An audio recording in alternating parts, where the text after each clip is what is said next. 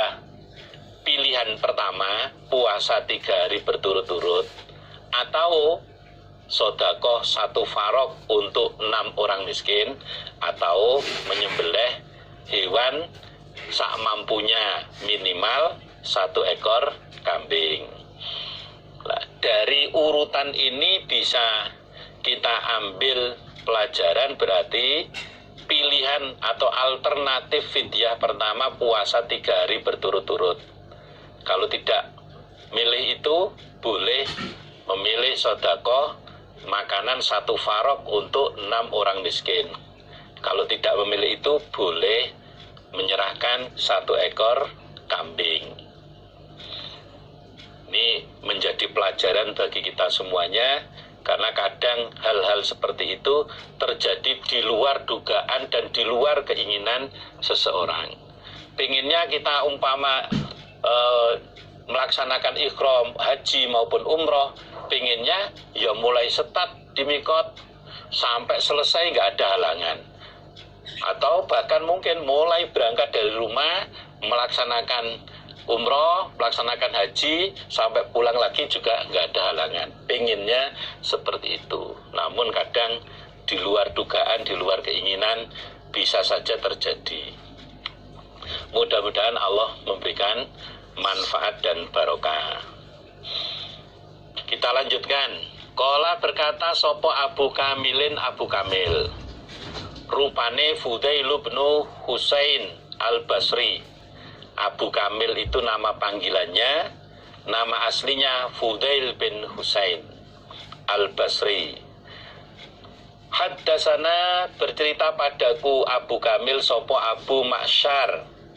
Haddasana bercerita padaku Abu Ma'syar sopo Utsman bin Ghiyas an Ikrimah an Ibni Abbas radhiyallahu anhuma. Annahu sesungguhnya Ibnu Abbas iku su'ila ditanya siapa Ibnu Abbas an mut'atil haji, dari bersenang-senang pada saat haji. Bersenang-senang pada saat haji, penyebutan lainnya bisa disebut dengan haji tamattu. Haji tapi berkesempatan bersenang-senang. Bagi yang membawa istri boleh menjima istrinya. Itu namanya haji tamattu. Tentunya ada ketentuannya, tidak sembarang ketika membawa istri boleh menjima istrinya, enggak, tapi ada ketentuannya kapan orang yang haji itu boleh menjima istrinya. Namanya haji tamattu. Haji tapi masih ada selingan-selingan, masih bisa bersenggama dengan istrinya. Faqala maka berkata sopo Ibnu Abbas, ahalla berpakaian ihram sopo al muhajiruna orang-orang muhajir, wal ansoru dan orang-orang ansor, wa azwajun nabi dan istri-istrinya Nabi sallallahu alaihi wasallam fi hajjatil wada, di dalam haji wada, haji pamitan.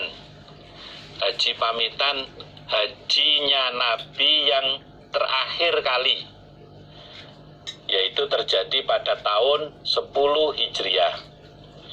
Wa ahlalna dan berpakaian ihram kami Ibnu Abbas. Ibnu Abbas ditanya tentang haji tamattu, haji yang di dalam pelaksanaannya boleh diselingi dengan hubungan suami istri. Kemudian Ibnu Abbas menjawabnya dengan menyampaikan cerita yang dialami oleh Ibnu Abbas. Ini lebih menguatkan jawaban ketika jawaban itu disertai kejadian langsung. Ceritanya orang-orang muhajir, orang-orang ansor, juga istri-istrinya Nabi melaksanakan ihram pada haji wada tahun 10 Hijriah. Begitu pula saya Ibnu Abbas juga ikut melaksanakan ihram saat itu. Falamma qatimna, maka ketika datang kami Makkata di Mekah, ketika kami sudah sampai di daerah Mekah, masuk Mekah tanggal 4 Dzulhijjah, meninggalkan Madinah tanggal 25 Dzulqa'dah, kemudian masuk ke Mekah tanggal 4 Dzulhijjah. Qala, maka bersabda Nabi, qala, maka bersabda sapa Rasulullah sallallahu alaihi wasallam, ij'alu, menjadikanlah kalian, ihlalakum, pada niat ihram kalian, bil haji, untuk haji, umrotan, pada umroh. Ketika perjalanan kami sudah sampai di Mekah tanggal 4 Dzulhijjah, kemudian Nabi bersabda, wahai para sahabat semuanya, jadikan niat ihram haji kalian menjadi ihram untuk umroh. Berarti terjadi perubahan niat. Yang semula berangkat dari Madinah itu mulai ngambil mikot di Dzul Hulaifah, itu niatnya ihramnya untuk haji, tiba-tiba sesampainya di Mekah oleh Nabi diperintahkan untuk merubah niatnya, ihramnya untuk umroh. Illa, kecuali man, orang, qallada, yang mengalungi dia, al hadiah, pada hadiah. Kecuali orang yang saat ini mengalungi hadiah, orang yang sudah menyiapkan ternak atau hewan yang digunakan untuk dam haji. Bagi orang-orang yang sudah menyiapkan hewan untuk dam haji, untuk hadiyu, maka tidak perlu merubah niat ihram hajinya menjadi ihram umroh, tidak perlu. Bagi orang-orang yang sudah membawa hewan, membawa ternak untuk dam hajinya atau untuk hadiyunya, maka tidak perlu merubah niat dari ihram haji ke ihram umroh, tidak perlu. Ditetapkan saja niat hajinya, tidak perlu dirubah. Niat ihram hajinya tidak perlu dirubah. Tufna, tawaf kami Ibnu Abbas bil baiti, di Baitullah, 7 putaran keliling Ka'bah, wabis Sofa wal Marwati, dan di bukit Sofa Marwah. Sesampainya di Masjidil Haram, kami melaksanakan tawaf di Baitullah sebanyak 7 putaran, kemudian sholat 2 rakaat di belakang makom Ibrahim. Itu namanya satu tawafan. Satu tawafan itu mengelilingi Ka'bah berlawanan dengan arah jarum jam sebanyak 7 kali putaran. Kemudian sholat di belakang makom Ibrahim, itu namanya satu tawafan. Kemudian kami sa'i di bukit Sofa dan Marwah. Kemudian kami sa'i di bukit Sofa dan Marwah, berjalan dari Sofa ke Marwah, dari Marwah ke Sofa sebanyak 7 kali. Dari Sofa ke Marwah dihitung 1, dari Marwah ke Sofa dihitung 2, dari Sofa ke Marwah dihitung 3, seterusnya. Nanti berakhir di bukit Marwah sebanyak 7 kali. Itu namanya sa'i. Lah, rangkaian antara keliling Ka'bah, mengelilingi Ka'bah 7 putaran berlawanan dengan arah jarum jam, kemudian sholat di belakang makom Ibrahim 2 rakaat, itu namanya satu tawafan.